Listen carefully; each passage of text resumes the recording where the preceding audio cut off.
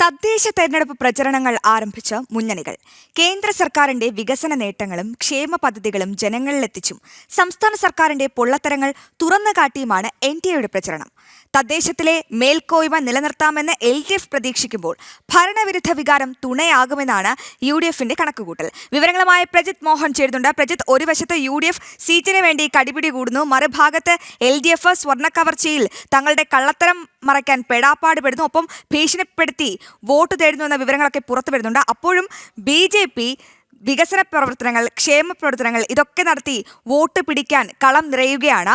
എങ്ങനെയൊക്കെയാണ് ഈ മുന്നണികളുടെ പ്രചരണം പുരോഗമിക്കുന്നത്? ആർക്കാണ് വിജയസാധ്യത? പ്രജിത്ത്, എന്താണ് അനുമാനം?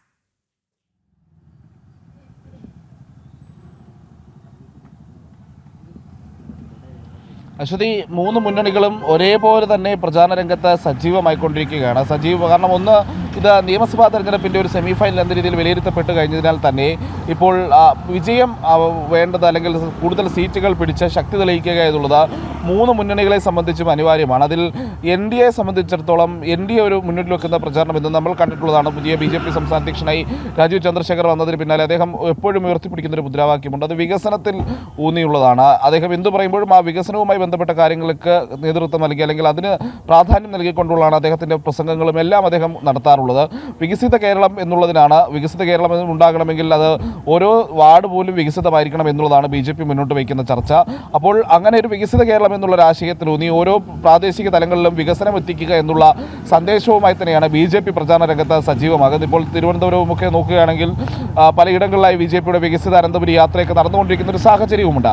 അങ്ങനെ ആ ഒരു ആശയം പറയുന്നു. ഒരു വശത്ത് അതോടൊപ്പം തന്നെയാണ് കേന്ദ്ര സർക്കാർ കേരളത്തിന് വേണ്ടി നൽകിയ വിവിധ പദ്ധതികൾ, കേരളത്തിന് വേണ്ടി നൽകിയ വിവിധ ആനുകൂല്യങ്ങൾ, സാമ്പത്തിക സഹായങ്ങൾ, എന്തൊക്കെ പദ്ധതികളിലൂടെ എത്ര രൂപ കേരളത്തിലെ ജനങ്ങൾക്ക് വേണ്ടി കേന്ദ്ര സർക്കാർ ചെലവഴിച്ചു എന്നടക്കം ജനങ്ങളിലേക്ക് എത്തിച്ചുകൊണ്ട് ഒരുപക്ഷെ സംസ്ഥാന സർക്കാർ മറച്ചുപിടിക്കാൻ ആഗ്രഹിക്കുന്ന പല കാര്യങ്ങളും നേരിട്ട് ജനങ്ങളിലേക്ക് എത്തിച്ച് പ്രാദേശിക തലങ്ങളിൽ പ്രചാരണം നൽകിയൊക്കെയാണ് BJPയുടെ പ്രചാരണ രംഗം സജീവമാക്കുന്നത്. അതോടൊപ്പം തന്നെ സംസ്ഥാന സർക്കാരിൻ്റെ പോരായ്മകൾ, പ്രത്യേകിച്ച് കേരളത്തിൻ്റെ സാമ്പത്തിക സ്ഥിതി, അതുമായി ബന്ധപ്പെട്ട പ്രശ്നങ്ങൾ, കേരളത്തിൽ വികസന പ്രവർത്തനങ്ങൾക്ക് ഉണ്ടാകുന്ന ഒച്ചിഴയുന്ന വേഗം, പലപ്പോഴും കേന്ദ്രം പദ്ധതികൾക്ക് പണം അനുവദിച്ചിട്ട് പോലും സംസ്ഥാനത്തിൻ്റെ പിടിപ്പുകേട് കൊണ്ട് കൃത്യമായ സമയത്ത് പണം അനുവദിക്കാതെ പദ്ധതികൾ നടപ്പിലാകാതെ പോകുന്നത്, ആരോഗ്യരംഗത്തെയും വിദ്യാഭ്യാസ രംഗത്തെയും ഒക്കെ പോരായ്മകൾ, PM ശ്രീ പദ്ധതി പോലെ അഭിമാന പദ്ധതികൾ കേരളത്തിൽ നടപ്പിലാകാത്ത സാഹചര്യമൊക്കെ ചൂണ്ടിക്കാട്ടി സംസ്ഥാന സർക്കാരിൻ്റെ പൊള്ളത്തരങ്ങളും പുറത്തു കാണിക്കുക എന്നുള്ളതാണ് BJPയുടെ പ്രധാനപ്പെട്ട പ്രചാരണ തന്ത്രം എന്നുള്ളത്. അതായത് ഒരു വശത്ത് കേന്ദ്ര സർക്കാരിൻ്റെ വികസിത നയങ്ങൾ അത് കേരളത്തിലെ സാധാരണക്കാർക്ക് ലഭ്യമാക്കണമെന്ന സന്ദേശം നൽകുന്നു, മറുവശത്ത് സംസ്ഥാന സർക്കാരിൻ്റെ പോരായ്മകൾ ചൂണ്ടിക്കാട്ടിയുള്ള പ്രചരണവും നടത്തുന്നു. ഇതോടൊപ്പമാണ്